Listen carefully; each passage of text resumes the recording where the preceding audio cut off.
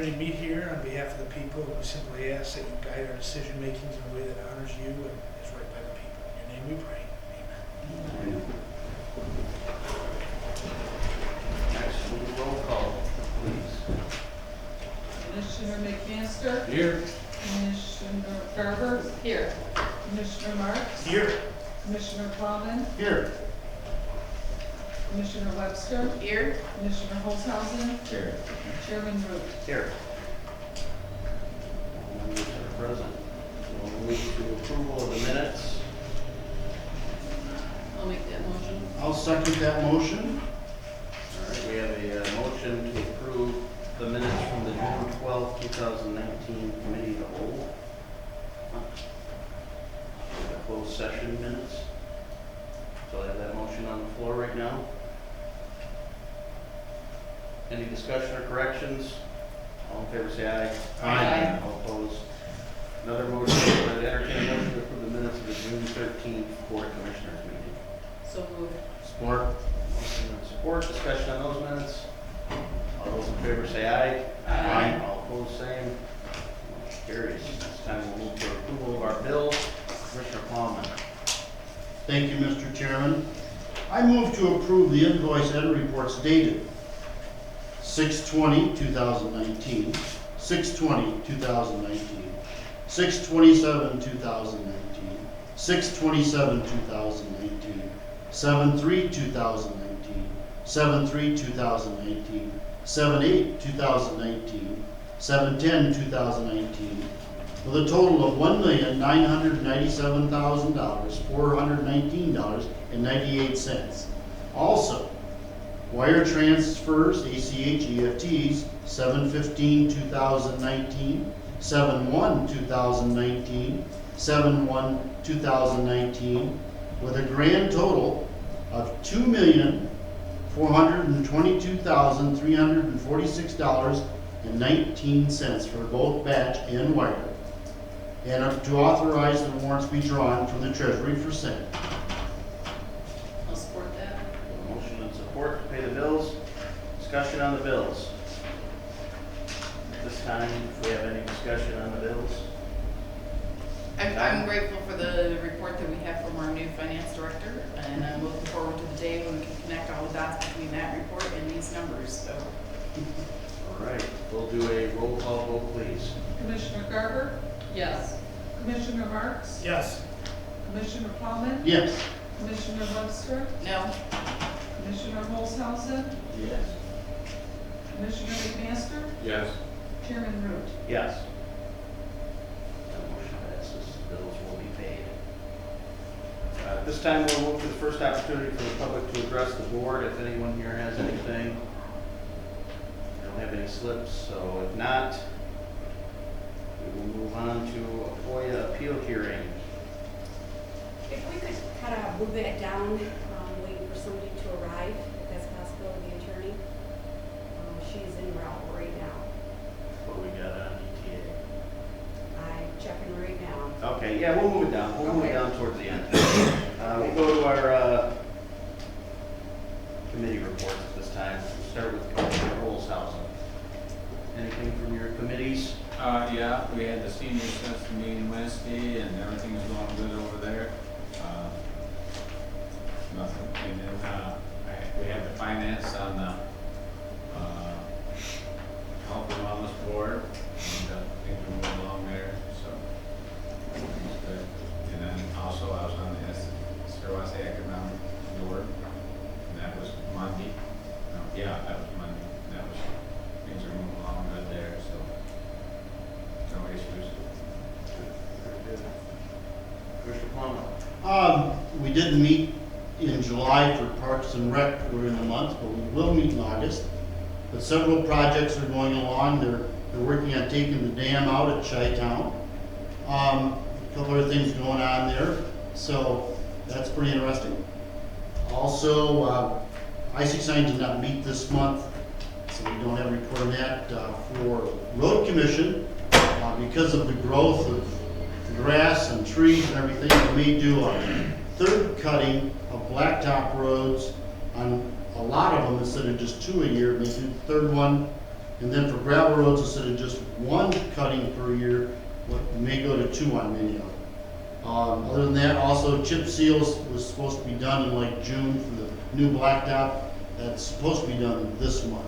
So, but they're trying to catch up. They also have the grade all, which is digs, ditches, and townships, and they aren't quite caught up with that. They hope to be caught up by the end of July, so they'll be on schedule. Other than that, that's about it. Mr. Webster? I attended the Valley Area Agency on Aging meeting back on June 21st, and we've talked about that. I know we have the approval of the 3-year plan in front of us this month.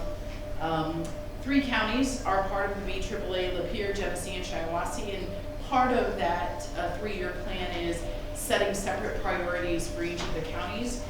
So in Shiawassee County, the priorities for the next 3 years are caregiver services, in-home services, transportation for seniors, and then information and assistance to seniors. On July 10th, I attended my first county leadership meeting. That was really informative. I last week attended the Council on Aging picnic, the local one over here at Stewart Courts Pavilion. I was excused from attending their board meeting yesterday, but was there for their picnic. Spent some time serving lunch there. Today was our first Community Corrections Advisory Board. This is a board that is under the Shiawassee County Commissioners, but has not met since about April of 2016. The statute that creates this advisory board has changed in the last few years. It kind of changes with each administration. So we met today and had a really good discussion about what our next steps would be to align our programming with what the new requirements are. We will be meeting again in August. I think we had about 6 or 7 people there today. The statute lays out additional people who need to be part of that, so eventually we'll be taking applications for people to fill. You have to have a business person. There's some just other positions that will need to be filled on that. So, but the ball is rolling now on the Community Corrections Advisory Board, and we should have some good things coming from that in the coming months. That's all I have. Thank you. Commissioner McMaster? Okay, well, Health Board, which I'm no longer going to be on, Larry held he was gone, but his staff held a TIC class. I attended that a week or 2 ago with some other board members and some staff, very informative, talking about Lyme disease and presence of that emerging here in the county and the deer ticks that carry it. Shiawassee River Trail, and nothing new that we don't already know about. Obviously, there's the dam removals, there's the river cleanup stuff coming. The Midwest Michigan Trail Authority, nothing new as it pertains to the Clinton Island and Shiawassee Trail that we have a portion of in our county. 911, which I will no longer be serving on, we have the audit, we went over that earlier. Nothing new on Genesee Shiawassee Lapeer Planning Commission, nothing new on Michigan Works. And then our own planning commission, Pete Preston we talked a little bit about this, I believe, on Monday. We're starting to work on a rewrite of the zoning ordinances and the master plan. So, that's where we're at. All right, thank you. Commissioner Marks? Nothing new to report, no public health board meeting this month, no solid waste, although it does sound like we may have a solid waste committee meeting upcoming eventually, we'll see. All right, thank you. Commissioner Gerber, anything to report? I do, thank you. I did attend the Pleasant View board meeting for the first time. It was very positive, really enjoyed being a part of that. They went through kind of a punch list process with the contractor. Even though the building's been in use for quite some time, they had some issues that they addressed. Quite a few actually, but they were right on top of it. Other than that, it was just a super positive meeting. All the staff people were seemed to be really happy with how things were going in the new building, so I did enjoy that. That's all I have to report. All right, thank you. Do we have anything else to report at this time? Any other commissioners that we may have forgotten? All right, if not, we'll move on to committee of the whole report. Commissioner Marks? Mr. Chairman. I simply move to approve the minutes of the July 17th, 2019 Committee of the Whole meeting. Support. A motion and support. Any discussion on these minutes, corrections? All those in favor say aye. Aye. Opposed, same. That motion carries. Thank you, Mr. Chairman. That concludes my report. Thank you, Commissioner. Now we'll move to economic and fiscal development. Commissioner McMaster. Thank you, Mr. Chair. Item A, move to authorize $5,000 of matching funds for a $25,000 DEQ grant fund to establish 2 permanent locations for conducting monthly electronic waste recycling events. Support. The motion and support. Do we have discussion on this item? Yeah, I'm still unclear as to what these funds are for. I know Mr. Crawford was here and talked about 2 permanent sites. Are those buildings, are they? I envision kind of like, almost like a, I don't want to say lean-to, but kind of like a, concrete pad with a roof. yeah, maybe So sided down on both the sides, line. but open in the front, maybe. Yeah. Yeah. Kind of like a. And we're salt gonna do pan. that for 25,000, and whose buildings are those? Are those gonna be ours, or those? One's proposed at the e-waste site, which is down by the Wasso sewer plant. Another one was designated for the Great Lakes. They're on 71. Bennington. The reason is both places are fenced, so people wouldn't be able to just drive up and drop e-waste off. There would be certain days of the year that you could bring that, fill the gondola, and the company that comes and gets all that stuff to pick up the gondola when it's full. And it would be a lot less money to have it done that way than on standby. I mean, I like the idea, but is this sustainable? So we already spent $22,000 this year. So now we're adding another 5, now we're at 27. We're not gonna do this every year, right? No, I think this is a, and I think Rick is well aware of our concern for the last project amount that it went over, but, so this would be 5,000 that comes from, So they went over by 7,000, we give them another 5. I don't know that. well, I 5, think we and asked the them to state come gives up us with a 20. plan. Yeah. The state gives us 20. Right, but Not us, we're I mean, still spending We're 27 not any way spending. you look at it. Yes, It's- we are, we're 22 plus 5. We already spent 22 this year. But it's not ours. It's ours to be fiscally responsible with. I think we wanted them to come up with a sustainable plan so that they wouldn't incur that excessive amount every year, and that's what I feel like this is. This is what this is moving towards. Yeah. And that's one, my big concern was, and I mentioned this last month, and Rick nodded his head or said, yes, they were gonna work on that, is some kind of a copay. So, so it's not abused, or it's not, going over budget again. So, I mean, would it be possible for us to have Larry do e-waste at the health department like he does with hazardous waste? Well, we've kind of really Melissa kind of coordinated with him, through his department. That's kind of how it's been, hasn't it, really? I mean, Larry kind of kept track of it all, but of course Melissa kind of took it over and really went with it too. So, Do you have anything else, any further discussion? I'm a little, I don't know, I'm wondering about it myself. I mean, I feel like we're marching towards that solid waste coordinator, more of an e-waste worker, the way that they've kind of been pushing for a while. Hopefully the 2 sites will alleviate any extra overages or anything, and we can maintain the 15 that we do every year. Because I would assume they're gonna meet, this is going every month. I don't know that we could see more than that. well, actually, Year in total, once they've spent their That's money, right, more we available. wouldn't open it the rest of the year. I mean, once you've used up your budget, But then that kind of defeats the purpose, doesn't it? If you close Well- it for the year, but they have a budget, when it's, that's true. Well, They It's their didn't, stuff. they didn't do that last time. I- When they hit their budget, we bailed them out with $7,000, which now comes out of the county parks or something. That money would have went somewhere else, because we will spend every dime. of that money, it's not going there now. So when she says Oh, 27,000, they keep- that's half of this money going toward e-waste. There's a lot of things we could do with that money.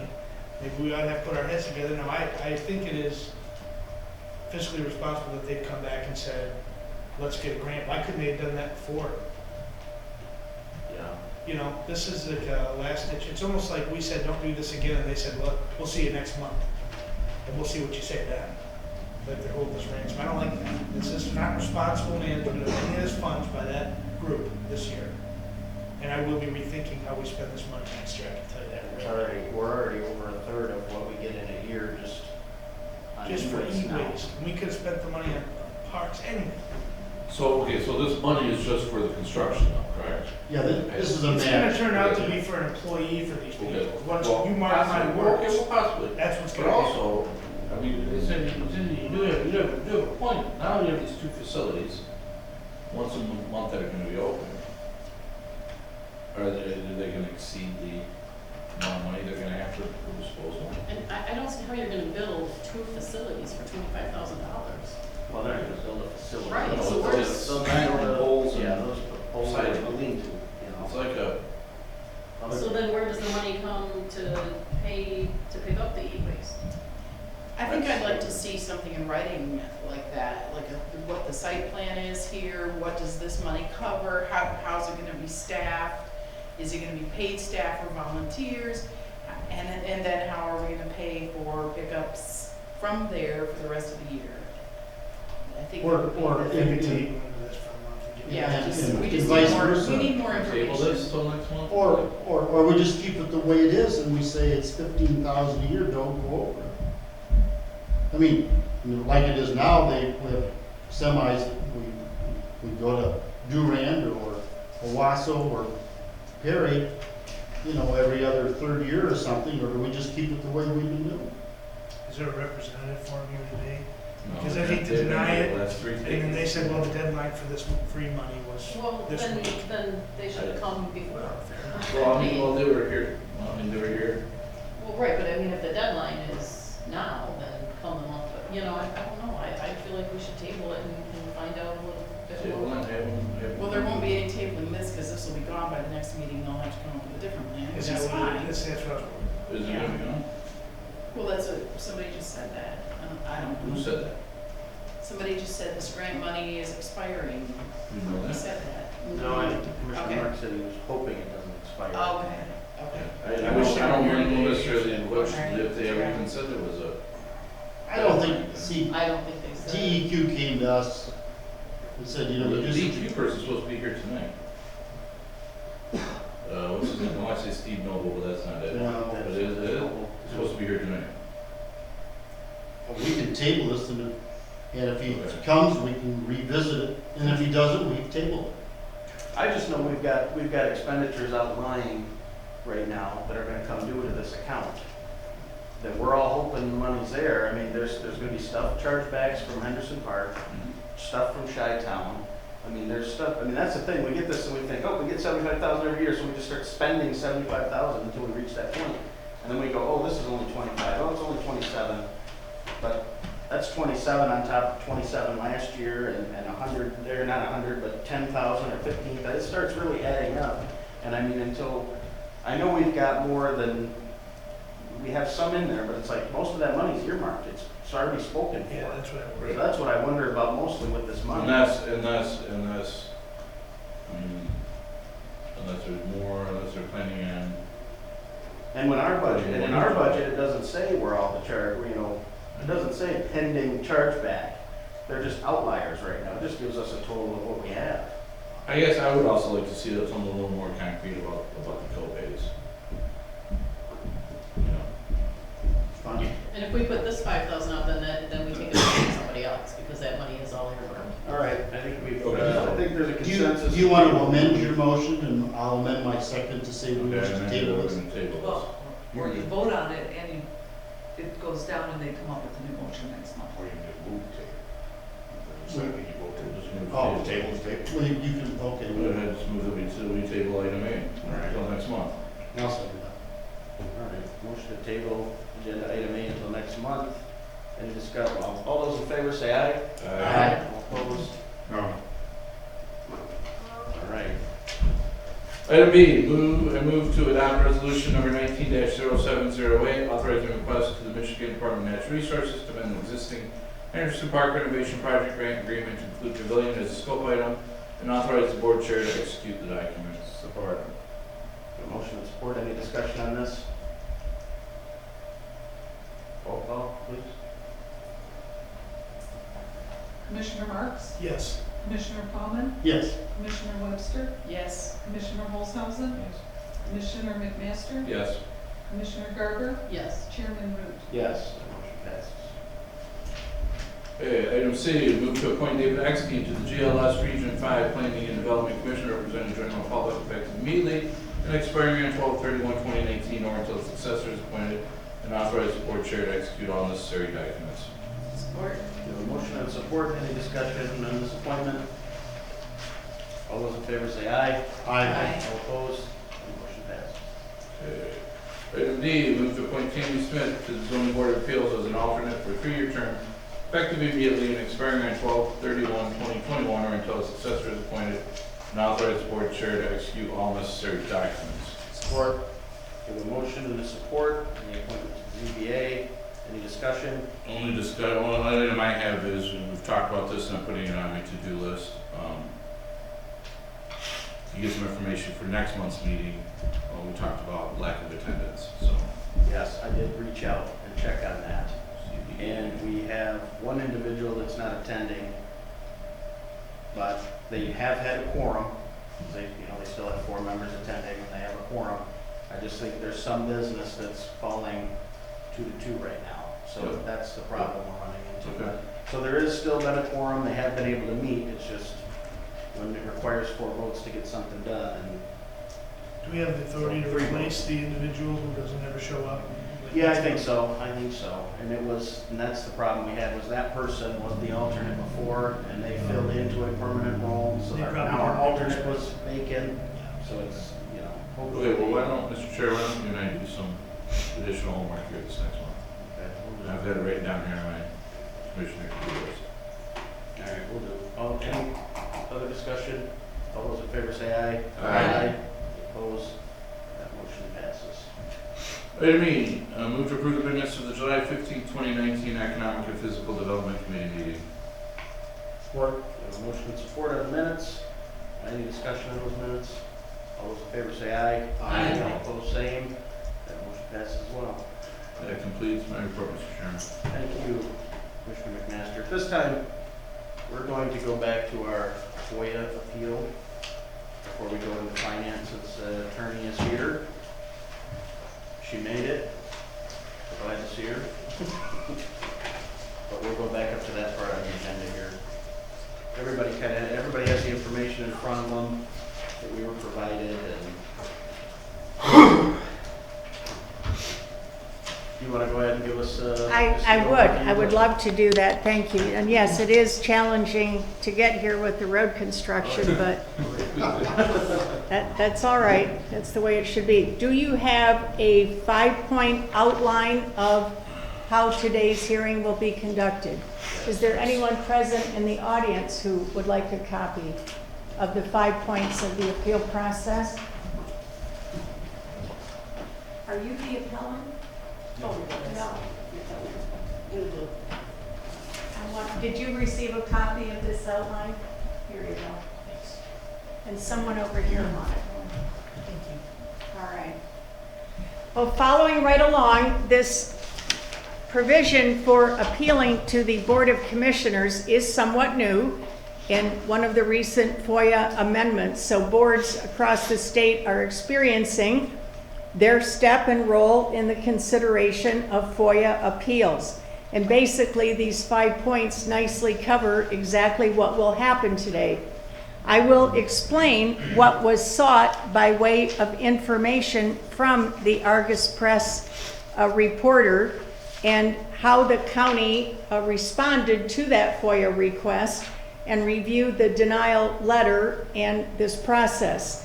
The appellant then has the right to appear before you and argue and explain why he disagrees and why he thinks the information sought should be revealed by this board today.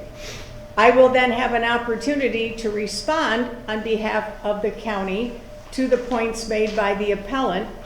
At that point, number 4, the Board of Commissioners would be able to ask any questions that you as members may have of either the appellant or of me as the county's representative. And then ultimately, having heard the arguments, ask the questions, unless there is further information that would result in this hearing being adjourned and reset to pursue further information, assuming that is not necessary because this is a fairly simple and straightforward matter. The board at that time may take action by motion to uphold the denial, the earlier denial of the request, or reverse the denial of request and grant the appellant's request for telephone numbers, or 3, then uphold in part and deny in part. So those are basically what are before you. What we have today, Board of Commissioners, is a pretty simple, straightforward request from Mr. Champlin, excuse me. Champlin. No one says it right, it's okay. Thank you. Is that French? Actually, it's English. English. He is appealing the denial of his FOIA request for a copy of the telephone records, telephone numbers of a jail inmate, 1 or 2 jail inmates? 2, who happen to be female, who are currently serving terms in the Shiawassee County Jail. The request has been denied on the basis that the law, and we believe controls this matter, allows for the withholding of private or confidential or personal information where revealing that information would constitute a clearly unwarranted invasion of an individual's privacy. Now, right away, the board members and the public may think, well, gee whiz, a telephone number is listed in the directory. In the old days, we would get a fat directory and the street address and the telephone numbers would be listed in a telephone directory, and that wasn't private. Why would inmates' telephone numbers that they are calling out to be considered private? Well, there is a second consideration here, and that is under a somewhat recent Michigan Supreme Court case called Major versus Department of State Police. You may recall that case was about concealed weapons permits, and there was a demand under FOIA for copies of those who had applied for and received the issuance of concealed weapons permits. And the Michigan Supreme Court said, no, in considering the disclosure under FOIA, there needs to be a public purpose. The FOIA request must serve the core purpose of the FOIA, which is contributing significantly to the public's understanding of the operations of activities of government. And in Major's case, the Supreme Court said, no, there is nothing about identifying those in the community who have sought concealed weapons permits and those who have been issued.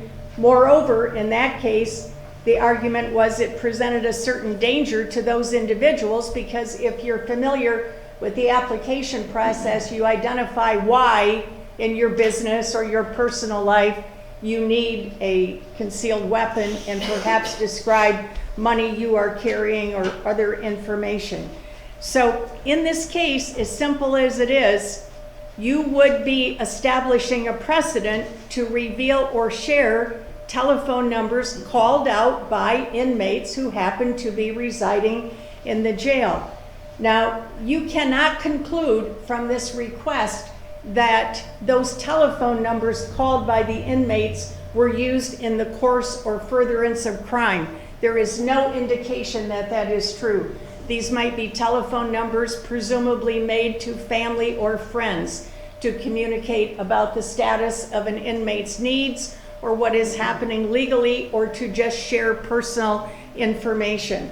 Although the sheriff's office legally has the right to monitor those calls and to intercede and use that information for law enforcement purposes. That is not what is at issue here today. This is strictly as a matter of personal information. The press is seeking the identification of telephone numbers called by certain inmates. Our Michigan Supreme Court has said in a somewhat recent case involving the University of Michigan and a union who sought telephone numbers of employees, in that case, the Supreme Court said no. The telephone numbers of employees, although they may have been considered historically to be public information, is not such that should be subject to FOIA. There are many personal, confidential, private reasons that an employee may not want their personal or cell phone number, home number distributed in a FOIA. And additionally, there is no public purpose served. So basically, those are the arguments that served as the basis for the county's denial of the telephone numbers. And I don't know if Lieutenant Wilson wants to add anything to the reasoning for the denial beyond what I've described. Nope, you've got it covered right there. Okay, so with that, unless you have questions at this point, I would reserve those questions to point number 3 and allow the Argus Press to address you and offer whatever arguments they may wish. Thank you. Some of you I know, some of you I do not. Obviously, my name is Josh Champlin. I'm a reporter with the Argus. I did a story a couple weeks ago. This is the whole FOIA, and this is how this came about. I submitted this FOIA because there was an inappropriate relationship, and I quote, between a guard and an inmate at the jail. This came from several sources.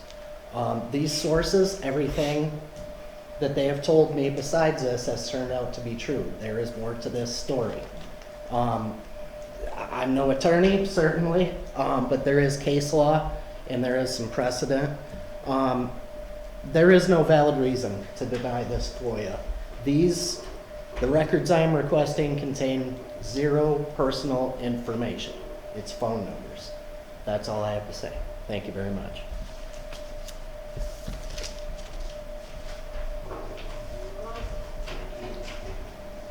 We would argue that there are many, many very valid reasons identified by your Michigan Supreme Court in requests almost identical in the University of Michigan case, a union whose sole business it is to represent as labor unions the interest of employees and to seek out employees to communicate what services they may have available for those employees and distribute information and literature. Our Michigan Supreme Court said no.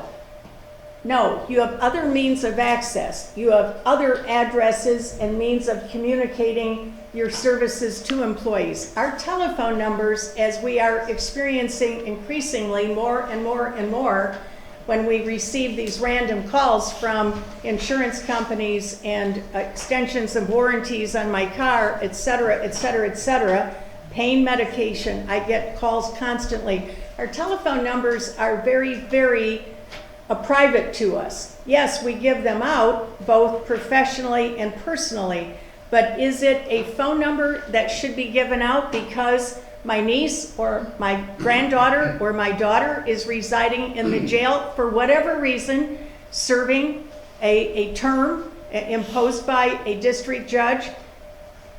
Does that automatically mean every phone number that individual calls, it could be, again, my granddaughter making a call, that becomes of public interest, interest such that the press would have a right to obtain those numbers and track down or use that as some sort of legal beagle kind of investigating to reveal and generate stories? We would argue no, that those numbers of persons called by inmates should be protected unless there is a much better reason than simply the interest that the press would have in developing some sort of more to the story reason. So be very careful, because once you have revealed those phone numbers, then the next guy who wants phone numbers for other reasons, either of employees or inmates, will have a right then, because you will have established a precedence. I'd like a chance to respond to that. Like I said, I'm requesting phone numbers, no social security numbers, no home addresses, nothing like that. And every inmate who goes into the jail is well aware that their communications are being monitored. They are released to the press every day, all over the country. Thank you. At this point, the board has the opportunity then to ask questions of either me or of the Argus Press representative.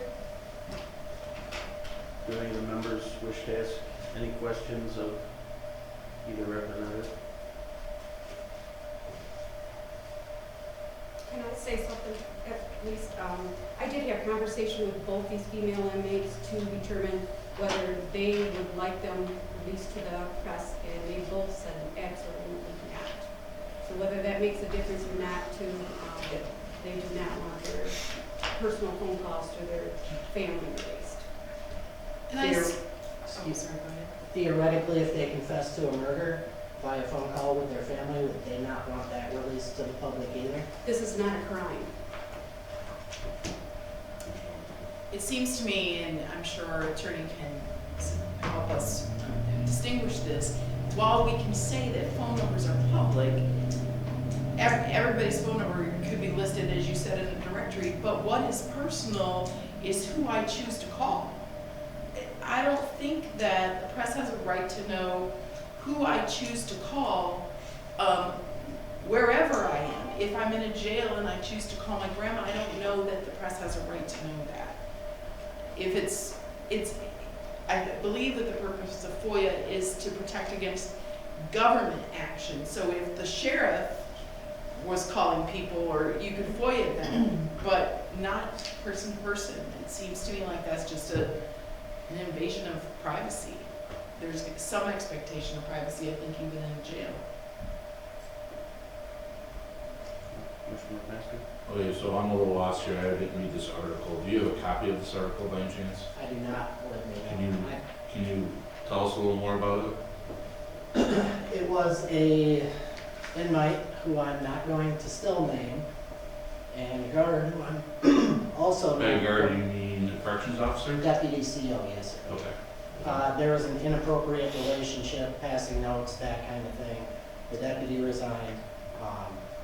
It was obviously a inappropriate relationship. I believe that there was more to this. I have people on the record saying there was more to this. More to it meaning what? But I'm not gonna reveal sources, but I'm not gonna go into theoreticals here for things. Like there was other stuff going on, or was it a I've bigger been told that- relationship? I've or- been told that, yes, but I'm not going to go into. How would phone numbers help you zero in on getting to the information that you're seeking? Is so that I could contact every single number on that list and find out who they were calling.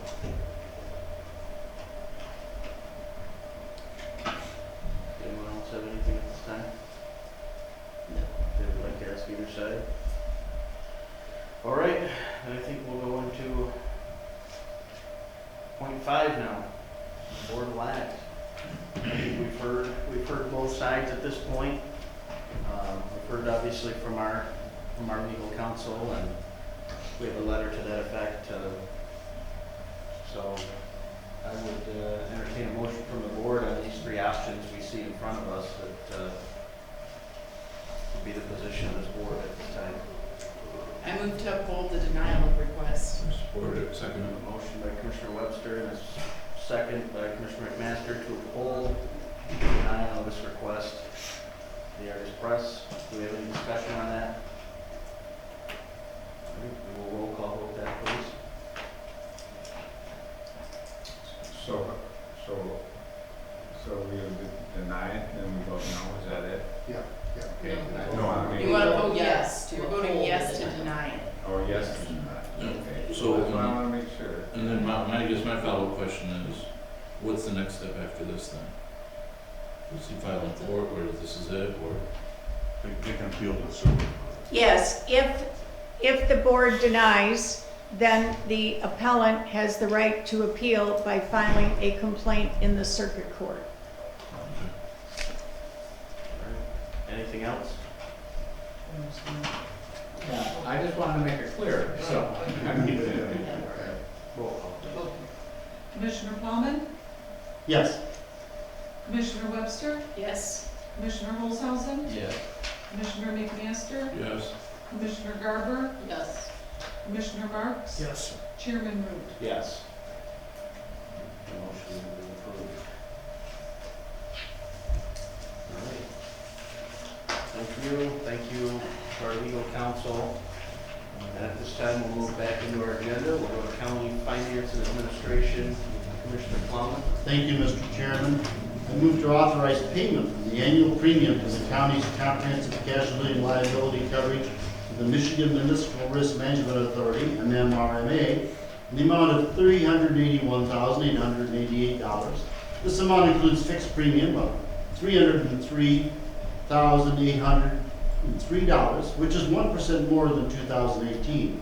A stop loss coverage premium of $18,085, and a loss fund deposit of $60,000. Have a motion Second that. and a second. Discussion. Roll call, please. Commissioner Garber seconded that? Yes. Okay.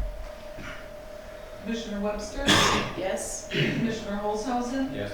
Commissioner McMaster, Yes. Commissioner Garber, Yes. Commissioner Marks, Yes. Commissioner Plowman, Yes. Chairman Root. Yes. That motion passes. And now for one of my more favorite motions. I move to designate the 2019 MMRMA rebate estimated at $260,004 to be remitted to the treasurer for inclusion in the 2019 general fund. Support. For the motion and support, discussion. We got a roll call that, or can we just accept it? We better. I think he just doesn't. Well, to be safe, you can always roll call. Yeah. I think he does. What would you do? You can just do a roll, I mean, not a roll call. All in favor? All right. All in favor, say aye. Aye. Opposed? Yeah, we're accepting, we're not spending. Yeah, accepted. I move to approve $3,500 to engage Budzinski and Company Municipal Finance Advisors to submit 5 years of required MSRB-SEC filings in connection with the issuing of bonds for the county's obligation in the Mysticway Creek Drainage District project and authorize the coordinator to execute the agreement. Second. The motion and a second, discussion on this motion. Roll call vote, please. Commissioner Olshausen, No. Commissioner McMaster, Yes. Commissioner Garber, Yes. Commissioner Marks, Yes. Commissioner Plowman, Yes. Commissioner Webster, Yes. Chairman Root. Yes. I move to approve $2,062.50 to Bruckman's Moving and Storage Service to move the Drain Commission from the Captain Building to the new offices on the north side of Corona. Support. Motion and support, discussion on this motion.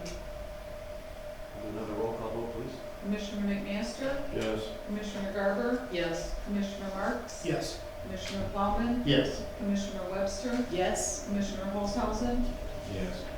Chairman Root. Yes.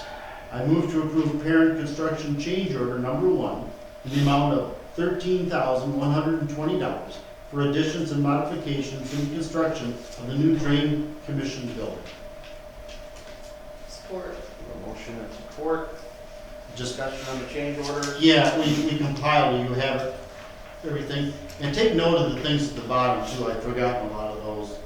There's a lot of upgrades that, because it was easy to upgrade, we had, I think they had a little extra money when they, during some of that, so they upgraded insulation, overhead door storage, reception areas, cable vents, so on and so forth. So this is it then, this is the end, this is the last, I think so. okay, so what's the total cost gonna be then? You know? I don't know. The contract price was put into the 2018 budget. I hate to do it off the top of my head, it was around I'll give it to 527,000 or something like that. There were ancillary costs, you know, that were not at part of the construction. Okay. But again, I don't want to. Can you, just, when you get a chance next week, can you just email us and let us know? Yeah, the summary, the Email final us and summary. we'll- Yeah. just, unless, Tim, do you know?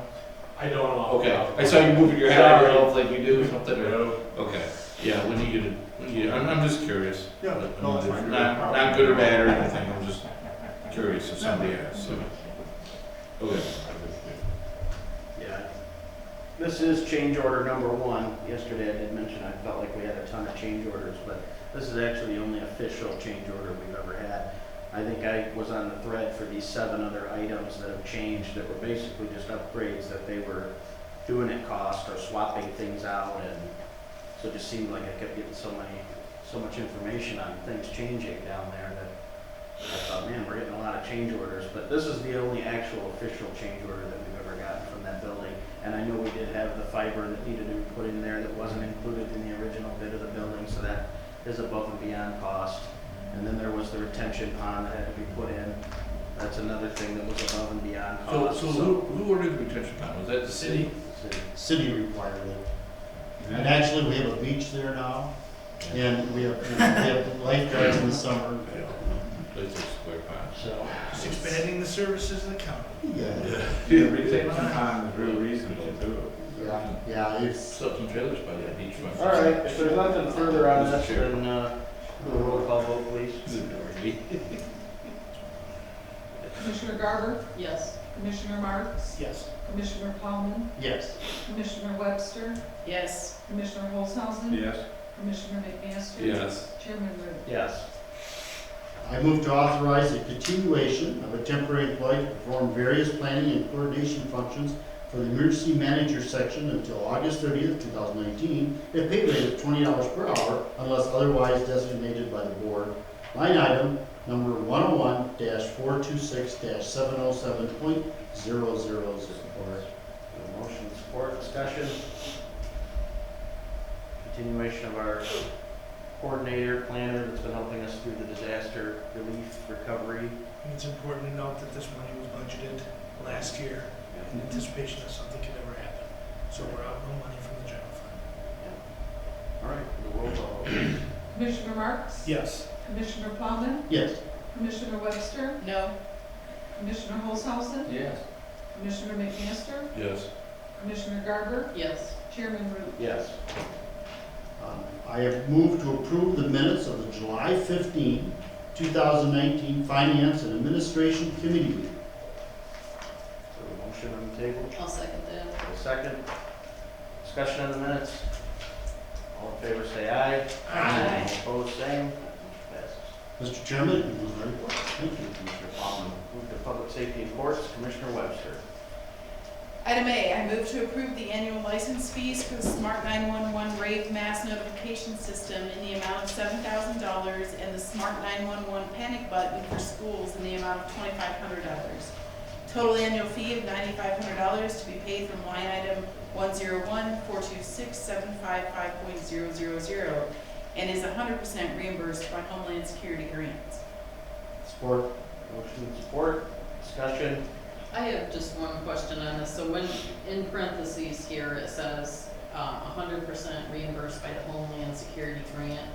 So that is funding that is coming in to Homeland Security that did not come from our funds here at the county, correct? Yeah. So that's money that our emergency manager is bringing in. Well, we get it, Right.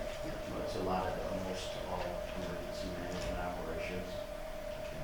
But yes, he gets a allotted amount of money that he spends it on, and it's completely reimbursed.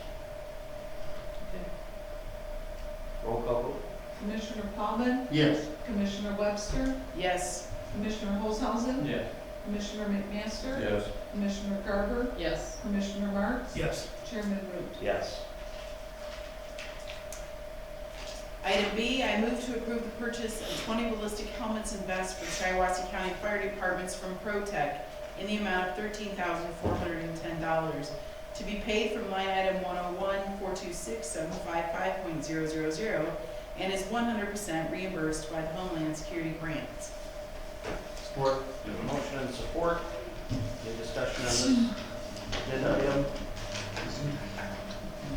Roll call vote, please. Commissioner Webster, Yes? Commissioner Olshausen, Yes.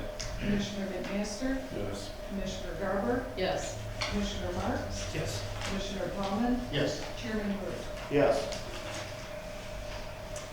Item C, I move to authorize the public defender to hire a salaried part-time assistant public defender, 24 hours per week at salary grade 10, $23.02 to $29.93 per hour, starting at $23.02 to $27.34 per hour, as authorized in the current MIDC agreement. I'll second that. We have a motion and a second. Discussion on this item. Roll call vote again. Commissioner Olshausen, Yes. Commissioner McMaster, Yes. Commissioner Garber, Yes. Commissioner Marks, No. Commissioner Plowman, Yes. Commissioner Webster, Yes? Chairman Root. Yes. Item D, I move to authorize the sheriff's office to hire a corrections officer, salary $34,928 to $42,731 to fill a vacancy. I'll support that. We have a motion and support. Any discussion on this motion? Any members? All right. Roll call vote. Commissioner McMaster, Yes. Commissioner Garber, Yes. Commissioner Marks, Yes. Commissioner Plowman, Yes. Commissioner Webster, Yes? Commissioner Olshausen, Yes. Chairman Root. Yes.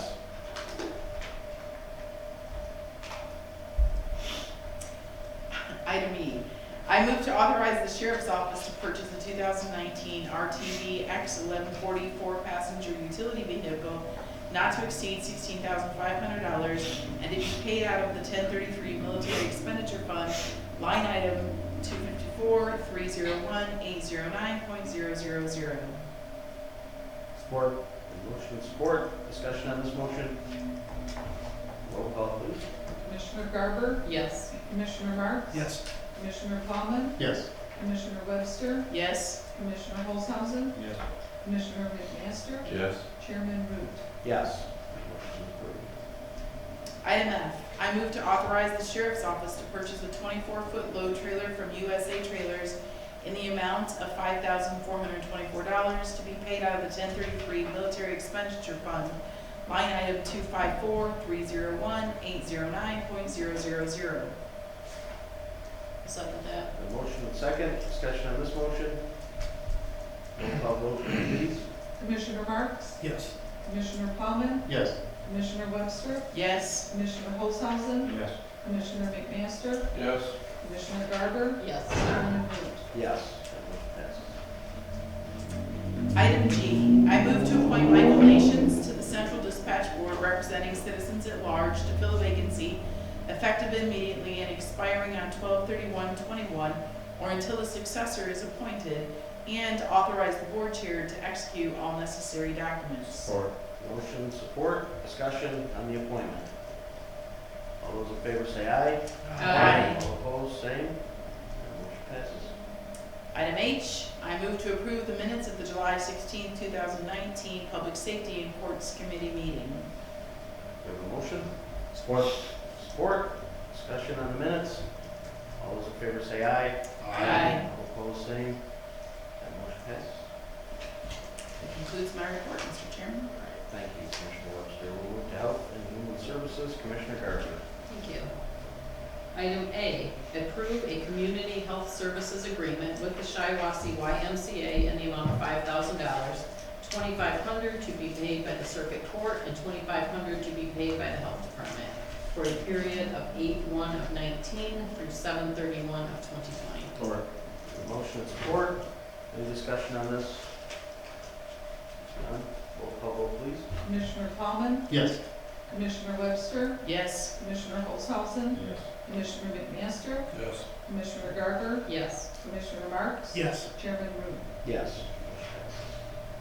Item B, appoint Marcia Shear to the Shiawassee County Community Mental Health Authority Board, Shiawassee Health and Wellness, to fill a vacancy effective immediately and expiring 3/31/2020, or until a successor is appointed, and authorize the board chair to execute all necessary documents. Support. Motion and support, discussion on this appointment. All those in favor say aye. Aye. All opposed, same. That motion passes. Item C, adopt resolution number 190709, urging the state legislature to amend the Mental Health Code 1974 Public Act 258 so as to remove the existing section 928 provision that requires local funds be used as part of the state match requirement, and further urge the legislature to ensure that current Medicaid funding levels not be negatively affected by this action. Support. Motion and support, discussion on this. We'll do a roll call on this. Commissioner Webster, Yes? Commissioner Olshausen, Yes. Commissioner McMaster, Yes. Commissioner Garber, Yes. Commissioner Marks, Yes. Commissioner Plowman, Yes. Chairman Root. Yes. Motion passes. Item D, approve the Valley Area Agency on Aging multi-year plan for fiscal year 2020 to 2022. Motion and support, discussion. All those in favor say aye. Aye. All opposed, motion carries. Item E, approve the minutes of the July 16th, 2019 Health and Human Services Committee meeting. Support. Motion and support, we have discussion on the minutes. All those in favor say aye. Aye. Opposed, same. Motion passes. That ends my report, Mr. Chairman. All right, chairperson. We don't have a ton. There are a few things I think we need to discuss moving forward. Obviously, we got our audit back. We've seen a few of the hiccups that we continue to be seeing the last 3 years that I think we need to start addressing. It's going to go back to probably the process review that we had from over a year ago that I believe I handed out to everyone, and maybe we need to just start really focusing in on that as far as some of the financial areas we can shore up with tackled technology. That was the big one. I think there's, credit cards is gonna be another one. Cash receiving is gonna be another one. There's a lot of just the way the process is being done. I think our auditors continue to identify things that we're getting, the little notes on. I mean, nobody's finding us, no one's making us change the way we do things. We're just getting a little note, but after a while, those notes don't look good when you get the same ones year after year. So, I know we have some issues that we need to address. I think we need to start also, Julie's here from the treasurer's office. We might want to consider, now that we have a finance director who's stepping in, who has a lot to get in order, a lot to keep us in line, I would like to see that statutory duty of managing our bank reconciliations go back to the treasurer's office. I think that's something that needs to be done. And it'll alleviate her. I mean, she's getting up to speed now. It'll let us pull back from our accounting firm. Not have to have them here as much, helping us with that. I mean, I think Tracy can handle it and can do it. Pretty sure she can, but I think it's at the rate we're paying her on the lower end, and I think for her to be taking on other offices' duties is a disservice to her. Mr. Chair, So. what is the reason why that department is not completing their statutory duty to begin with, if I may ask? Why has that been even taken over by our department? Well, it was one of the things where it has to be done, and we can't force anyone to do anything really. So we can't force an elected official to do their statutory duty. Well, what can we do? I mean, obviously we had to just take it over and do what we could. I mean, we had to do what we could do to keep things going. I mean, and that's why we pay for an accounting firm. And it's not just the treasurer, I mean, that's been part of the problem, but there's problems. And that's just been that's been one that really hindered us and caused us a lot of grief with the accounting firm, having to have them come in and catch us up when bank recs hadn't been done for 2 years.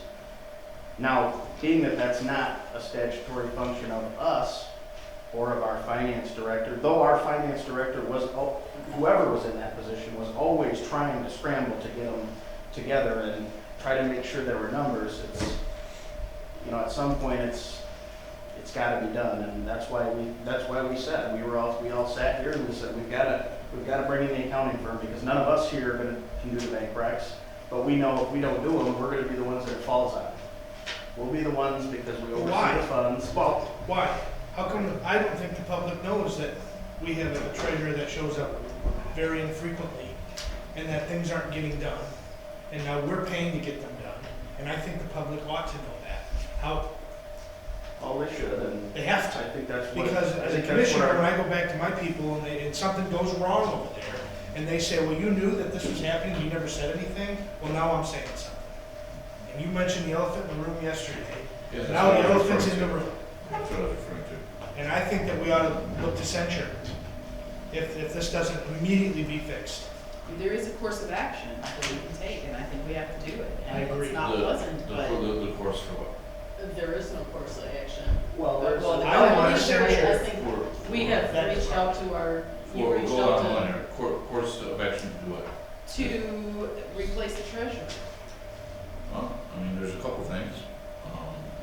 Go to the governor, Go to the governor, we can start with a censure. you can appoint a controller. Which We is can't a afford problem. controllers, so that's how. We could defund staff.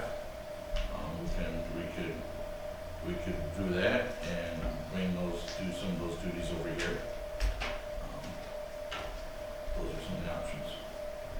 Well, I think, I was I told think that- the duties coming over here is, we're gonna cease to do that anyway. Yeah, I agree. Well, I mean, if we We're done- do, we're done well, paying this was them. it, if we do, then we defund that office and money goes here and we hire employees here to do it, as an option. Yeah. We were told. I think we need, um, we need to put a stop gap right now and say, we're not taking over on the responsibilities. That's why when you look at our budget, you see county administration blooming out of control, because we're paying an accounting firm to do that, while we still pay for staff over there, while we still continue to have Cut a staff. fully staffed office. Can we legally Cut defund staff. it then? What's that? Can we legally for the You can't cut the treasurer's staff, salary, and I don't believe you can cut the deputies, but the other employees there, you could, yes. I'm sure there's union issues, and I'm sure there would be grievances and all that stuff, but the reality of it is, you know, we were told this issue is, it's like beating a dead horse. We were supposed to have, I was told we were gonna have a resolution by July 15th, today's the 18th. I'm running out of patience. And I'm starting to hear from the public, I mean, I'm hearing from people who are showing up their property taxes, the office isn't open, Me there's too. issues, and I think we need to address it. And when I start hearing about it outside of this couple block circle here. How do you answer your constituents when they're calling and saying? Aware of the situation. I'm in the same situation. I don't Aware really of the know. situation, we're looking at options. And then they say, get it done, and I say, what?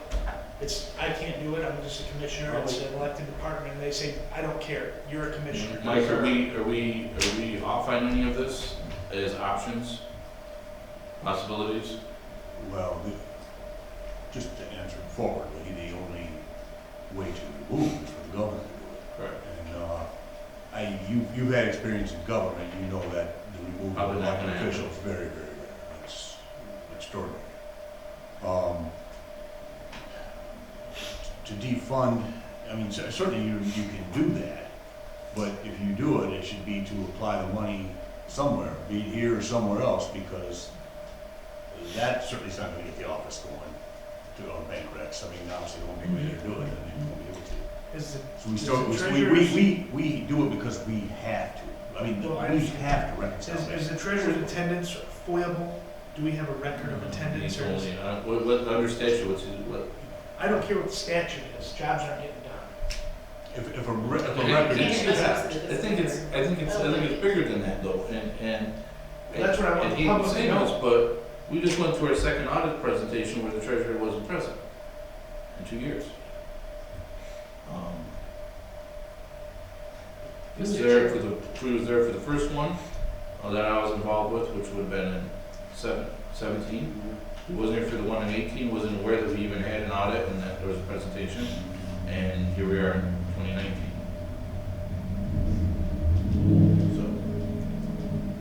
If I saying we act on this today, but let's. Well, I don't know that there's anything to act on right now. I just think that we've got a lot of things. I'll tell you, I We intend to move continue- to censure next month when we meet.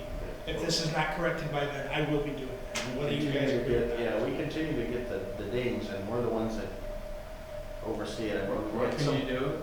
It's a nothing reprimand, it doesn't matter, but at least it It shows shows the that people we're that aware we of it and know, we're trying to do we something. care.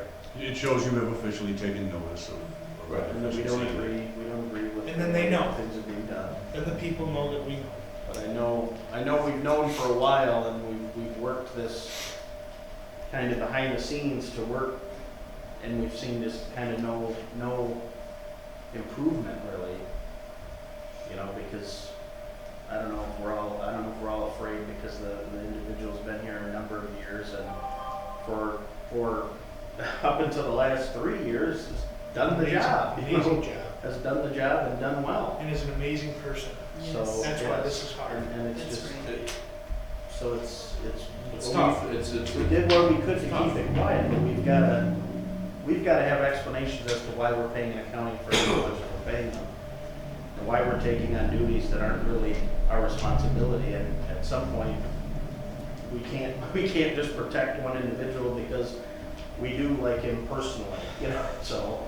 And I think, obviously, there's a lot of things that have transpired the last couple of years. We've had ups and downs internally here with the finance position. I think we're right on track with that. But we'll go back to the audit. And you read the back of the audit yesterday, the presentation, this was addressed the previous year. This was, again, addressed the previous year. So, I mean, we've made our corrections here, we're getting on our course. How do we, Can I speak just one brief? Yes, Statement? please. On the bank rec, I asked Cindy Richmond months ago to, to teach me, to show the office, that we would take it, we would get going on it. And her answer was, no, the office doing the deposits should not be doing it. So she made that choice not to have us girls do it. Our office staff is very capable. We can learn to do it. But that was Cindy Richmond's recommendation to me. No, Julie, the person doing the deposit does not do the bank rec. What I would like So- to say so to you, that- Julie, is that when things aren't being done in your office, I don't appreciate you coming here in public comment and commenting on another department's credit card transactions. If you can't even do what you need to do in your own office, I'd say mind your own business. Cindy, well known. Julie known. Thank you. As far as things going, everything's being taken care of in the office unless there's something that I'm not, besides the bank rec, unless there's something else that I'm not aware of. I get Tom's emails and my emails, and if the state asks for something, it's addressed and taken care of. So if you're aware of something that's not being done, I would love to know. Tom has not shared that with me, I'll say. That's a nice way to put it. So all I can do is what I know is asked me. If you ask me for some report or something that you need, that the treasurer's supposed to be giving you, then by all means let me know that you need it. And it can be done. But all I can say is I don't know if I don't know, if nobody's asked me. you are in a tough spot. Yeah. I think we Trying to do a certainly- good job. And we're aware of that. I think we need to maybe task our finance, Commissioner Plumman, with kind of meeting with Julie, meeting with our accountants, and really ironing out what we've had, what we've seen, what we need to improve on, what absolutely has to be improved and changed for the process for our audit next year, so that we're not having to repeat findings and then getting us told these were last year, these were 2 years in a row now, 3 years in a row now, and it being the same office. So if Commissioner Plumman or anyone else from the finance committee could meet with them to discuss this, and that way we don't have to, I mean, obviously we didn't want to have a huge, massive blowout today, but I think it needed to be addressed. And now we can kind of move forward on it. Yeah, I would just like to say that the situation with our treasurer, that has been worked on diligently for 3 months now. And I believe that we have a suitable conclusion by the end of this month. One more thing, just on a personal note, I called Mike this morning, I said first thing on BSNA, there was governmental accounting, August 7th and August 8th. Governmental accounting 1, governmental accounting 2, the whole BSNA gone over there. I told Mike, I said I'm signing up. I will pay for it out of my personal money, $410, or unless we can find the funds to help pay for it. But I took the I'm initiative. sure there's some I training. signed up for those 2 days too. Well, we'll make sure that you get something, and we need you to express to Commissioner Plowman what exactly it is you think you need on your end. Right. How can we help work with you to bring you to where you need to be? And because we've all got to work the same thing together and figure this out. Because we are going through a tough transition. You've been dropped a lot on your head, and you know you just try to navigate through it yourself. You know, somebody that took a job that didn't even get trained and just has to then do both jobs. I know it's not been easy, so we'll work with you. Commissioner Plowman can set something up, and we'll figure out how we navigate what exactly you need to do and what we expect or what you need from us, or We'll report next week. we'll do it and talk more next month. And If I could make a suggestion, I would say that maybe Commissioner Plowman and I go over and, I know you're all aware that we did find checks, a lot of checks that were not processed in Tom's desk. I think that should be a priority to make sure there's not more of those. How much money worth of unclaimed checks? Are we talking tens of thousands of dollars? I don't even know, back to 14, I think some of them were. So tens of thousands of No, dollars? I don't.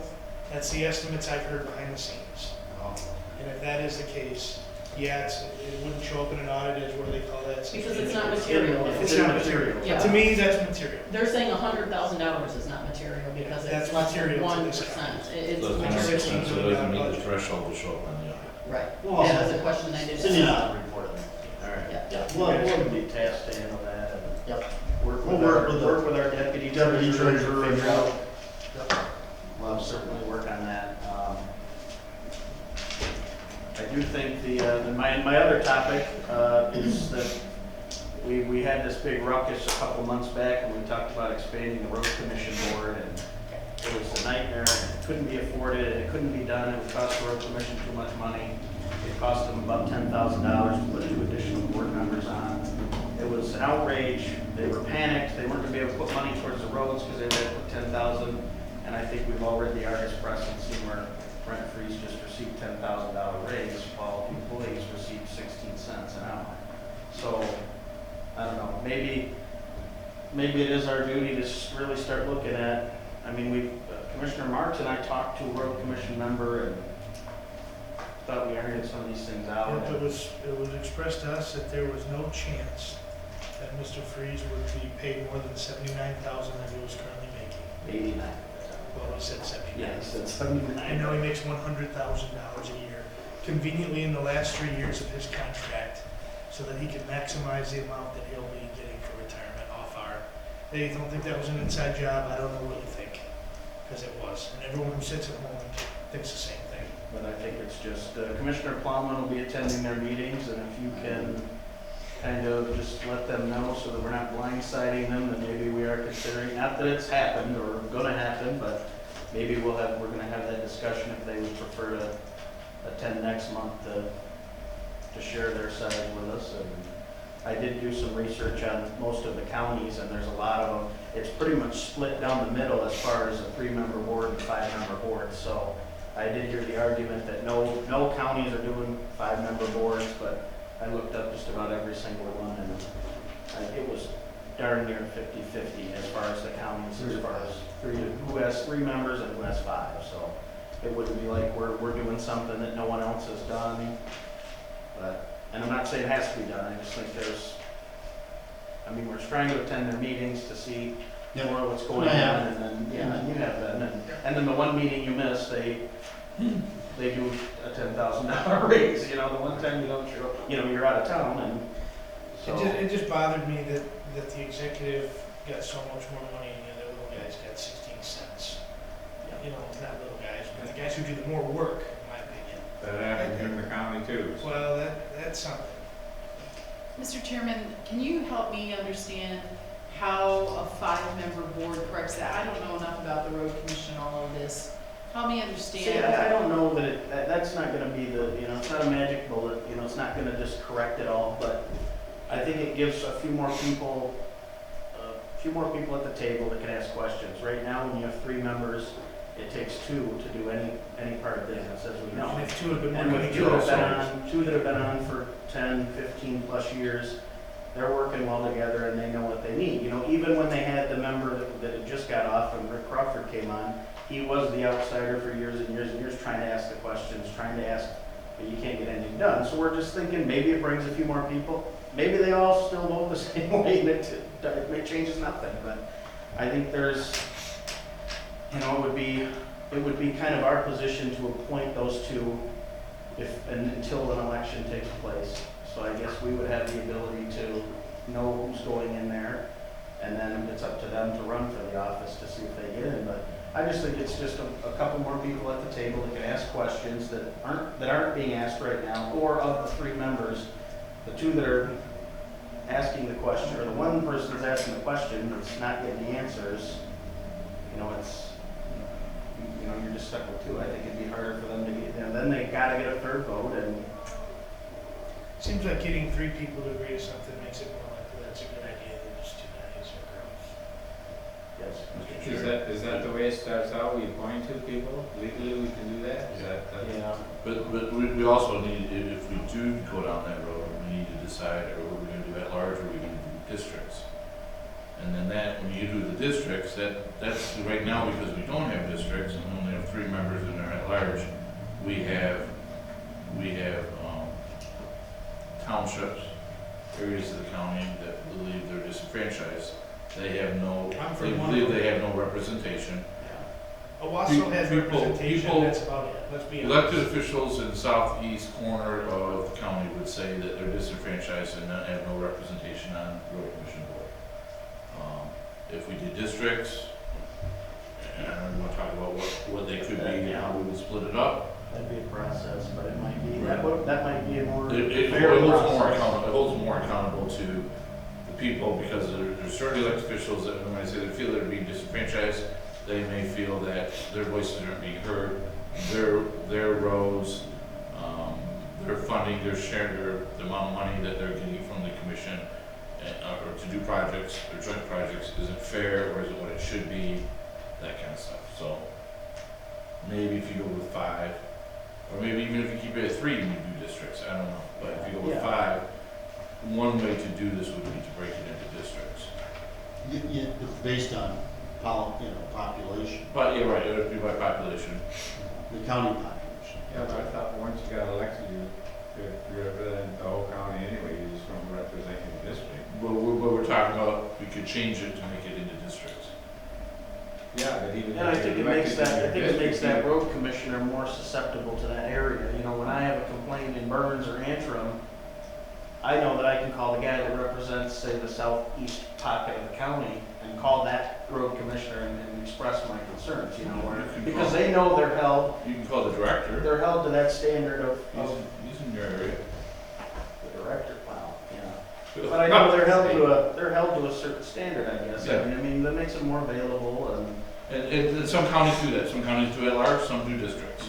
I'm a county commissioner, I get more calls from people from not my district, and I says, you don't represent, I said, well, I represent the whole county when I'm elected. I just don't represent the little people around here, I represent the whole county. But you're held accountable by your voters, yeah. The whole county. Well, it might not be the solution. I just think that maybe we don't even need to go that route or even address it. It just seemed I guess I'm probably a little more just upset that they were so adamant they couldn't afford 2 extra members because of the cost, and then tried to play we can't service the residents and get out on roads because it's going to cost us $10,000, and then they just did their raises. So maybe it's not even something we need to address or look into. It just kind of seems a little sneaky when you're. I think that ought to be brought up at least. Yeah, maybe we just talk about it. It's not that we got to go I'd be right in to favor of a 5-person board in districting. Tell that right now. I don't see the I downside. go all over the county and say I'm in favor of that. That sounds reasonable. I mean, what would we lose by? I take so many calls in the southeast corner of the county about roads. Why aren't you gonna do something about this road? And how do I explain to them that I'm not your guy? I'm not on the road commission. They don't care. I get questions and I represent, They stick I up represent an the city. I get questions about county roads and stuff outside the city all the time. All right, before we get up So, top, that's all I wanted to bring on, that's all I have this month, you know. Other agenda items from any other commissioners, if they have anything? I do. Go ahead, Caroline. Two different things, but regarding like the human resources department that you guys are in the works of making. One of the things that I'm trying to, in my off year here, we're trying to work diligently on getting organized and looking at things in storage and things like that.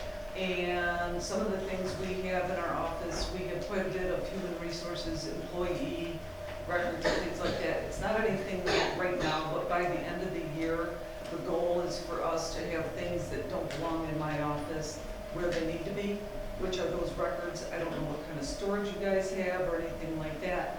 I'm in the process of making some calls to see what I have to have in-house, in the attic, and then I have file safe that has all the documentation from oodles of years over there. But we do have quite a bit past employee records and things like that, human resources, nationwide, stuff like that. Just want to kind of present that to you, to have you guys be thinking. It is quite a bit, so where it would go, when it could be moved, but like I said, it's just all in the beginning stages of like, oh, this should really not be here. The other thing, I've had 2 employees in the last 2 weeks, don't ask me what their problem is, but they've injured themselves at the office or on the job. And I've gone to the treasurer's office to get an incident report and things like that. So, food for thought, why is someone in the treasurer's office handling something like that when it's really, it should probably come over to the human resource admin? So, just saying. Yeah. I have a point. Can I ask a question? Yes. So when you talk about files, you've got your files that are in your vault, you have your files that you keep up in the attic, Those are court records, yes. and then after a while, those get moved to safe storage someplace? Right, we have 10 years in our court, in our vault, Okay. and then 8 to 10 years upstairs, and then everything else is So those in 8 to files. 10 years up in the attic are vulnerable compared to stuff that's in your vault or offsite, correct? Yes. But we still have activity on those files. Because when we just did a No, if huge. they're fire, they're gone, We just, right?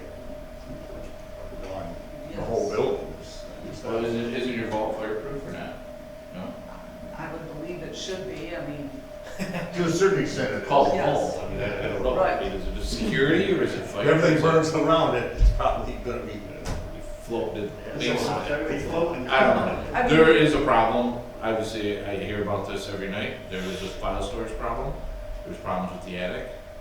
And that's well, something we've we done need our to due address. diligence to get things, as far as the weight and everything, out of there.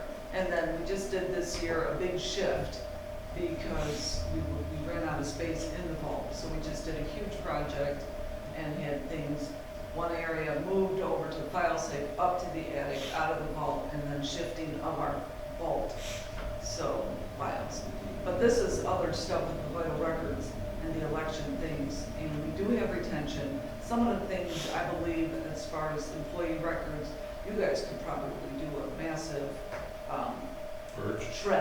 shredding, and I've done that in front of the court stuff, that you don't have to keep those records forever. Everything we touch, pretty much, on the vital one has to be kept pretty much forever. So, just wanted to throw that out there because it's kind of something fresh and bring the incidents to why we give stuff to the treasurer department. Appreciate it. Commissioner Marks, you had something? Yeah, while we're on the room, we all heard the audit report from the 911 yesterday, 400,000 plus. What are we gonna do? While we're together. They want it immediately. Let's, 2 months ago, whatever it was. We're in the 3 times And- over for the sheriff's department. Things are gonna be tight again this year, And they're having a, there's an 911 meeting coming up Next week. but we own. based on what we do or not do or whatever this week. Well, I think we'll be addressing it and start, I mean, hopefully by, I don't know that we're gonna pay them right back right now immediately, but. Well, how many hopefully years by did the this end of the take year. to get this out of whack? 20 years, Well, then maybe. 25 years. we can't be Well, back in one. this particular issue arose when they were assessed half and half. Ms. Fitnich assigned, she overassessed the 911 account. Oh, I know, When- but when there's when it was going back 20 years of people not being put into the right. Yeah, There's there's, just, Well, this has slowly been building and then it came. This arises out of about late, early 2017. This particular thing that caused this issue. Because for years people were put in the wrong, More palatable. and the way the different divisions were set up. I mean, yeah, the shortfall came and it got triggered, but, you know. yeah, we'll have the finance committee next month come back with a recommendation on what we wanna do with So, that. are we gonna send a message to 911? The bad news is, as happy as we were about that 260,000 we just got, it's gone. We might have to be sending that out, but, but at least that helps us in the area, it's cuts away at half of it, so. Who's but the gonna be, finance who's gonna be committee- at 911 next week then to talk to them? There. Okay. And well, Mike? Commissioner Holzhausen will be there, he's a member. of Is the that board. next week? Yeah, that's next week, Thursday. Yeah. They moved it, they purposely delayed it and waited till after our I'll meeting. try, I'll So, yeah, tell we'll them. task the finance committee with that, John's got his hands full the next. I mean, I believe the consensus is we had that. We're gonna pay We it, have but, to. I mean, I believe state 911 told them a lot they easier. should demand it immediately. I believe that was the message. For county board commissioners, immediately means the We next have to have meeting. discussions on how we're gonna do this. We have to, We call it. Do we have anything else? Any other agenda They're items? gonna do is sue us, I found you. Well, Gamble, think, ideas. All right, if no one has anything else, then we do have another opportunity for the public to address the board. If anyone from the public would like to address, yes, ma'am. If you have a slip you could fill out for us. I sure will. Thank you. I started coming to these meetings because I was just hearing rumors that maybe things weren't exactly the way the public might like to see them financially. And on the downside, let's do the downside first. I'm actually quite livid to know that this treasurer situation has been going on for years. I was not aware of that specifically. It was always just kind of Yep. rumor. And that 3 of you were probably on the council during that time when things were not right. And the explanation, this person is such a lovely person. This person's been doing the job for so long. This person is a Republican. I don't know which, I bet the Republican is my add to that. I don't know how much that has played into your tolerance for this. That has nothing to do with mine. It's called the state constitution, there's only so much we can do. All right. Well, And we've been working on this, we've been working. okay, wait, it's my time, it's my time. I have, Now, when you're making accusations. All right. I'm not making accusations, I'm asking questions. All right. So, this is an elected official.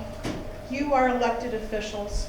It seems like it would be part of your responsibility to make this problem very public. Very public, and that's kind of what I'm calling you on the carpet for. I'm glad to hear that somebody is now making this public. I really appreciate that. I would suggest that this is going to become even more public than just at this meeting, and that whatever amount of time is reasonable to fix this, so that when the next election comes, this person is not reelected. I understand what you're saying is that's the issue. We can't do anything because they're an elected official. Well, I think there's a lot you could do, and I think you owe the residents of this county those actions, whatever they may be. So that's the downside. The upside is that I'd like to say that I've heard lots of good things happen. This new person that you have in finance, I think that's just an excellent, from what I know, what I've heard about her, an excellent step. I'm real excited, not excited, but pleased to hear that you're thinking about, there might be something going on at the road commission. We need to maybe take a closer look at that.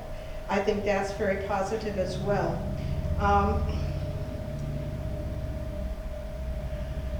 I guess that's it. I'll leave my, Well, keep coming, will you? Thank you. I will keep coming. I will keep It's coming. nice to have people in the audience. Do we have anyone Can I else? make a comment? Yes, go ahead. I think that it would probably serve us well to have a statement and a policy before we go to public comment that commissioners do not interact with people who are making public comment. They come here with a constitutional right to free speech. They have 3 minutes to say anything to us they want to, whether we like it or not. Intimidation has happened in here twice tonight with people making public comment. And as a commissioner, I am appalled by it, and I think we need to change our public comment policy. We don't want to model it after the Byron School Board, for sure. Yeah, we can do like Byron and they'll take care of that. I apologize for interrupting, but I would just like to say, this is not the first time this has been brought up. I've been on the board now, on and off now for 2.5 years. And this has been discussed in audits, this has been discussed in subcommittee meetings, and I'm not saying that you would have had to attend every single meeting for the last 2.5 years, but it has been, this is not the first time this has been discussed. And I apologize for inserting the political comment there, because I have no knowledge of that. It was a mistake. It's You have a hard, right to say it's it. hard because we've known this individual for many years, and he was a good elected, he's been a good elected official, and we are limited, our hands are somewhat tied because he's an elected official. I go to my township meetings and the township people all know about it, so the public doesn't come there, so it's never been hidden, the public all knows about it, so. The clerk will take it. It hasn't been hidden, it hasn't been shoved under the rug at all. Township people, they all know about it, everybody knows about it. They know The my public township. doesn't get involved, that's what's the matter, so. Oh, we're here now. Well, one was this way. All right. We will certainly look into our public comment. Thank you, Commissioner Webster, for bringing that to our attention. I know that's been going on, but we will address it. If there's anything else that anyone has at this time? Yes. I'm Janae Fiore. I'm a city council member for Owasso, and I'm just curious, isn't he subject to recall just like any other elected official? Well, he is, yes. Or has anybody talked to him about him resigning and like actually asked him to remove himself from office? That should really. We need to, let's, Just I'm throwing more out. happy to talk to you. The recall Okay. is within his first year of term and last year too. Okay. I just wanted to throw out quick front of mind, issues or solutions. Is that it? Yes. Oh, okay. All right. Is there anything else from anyone else? We will adjourn this meeting. Thank you. I can do it.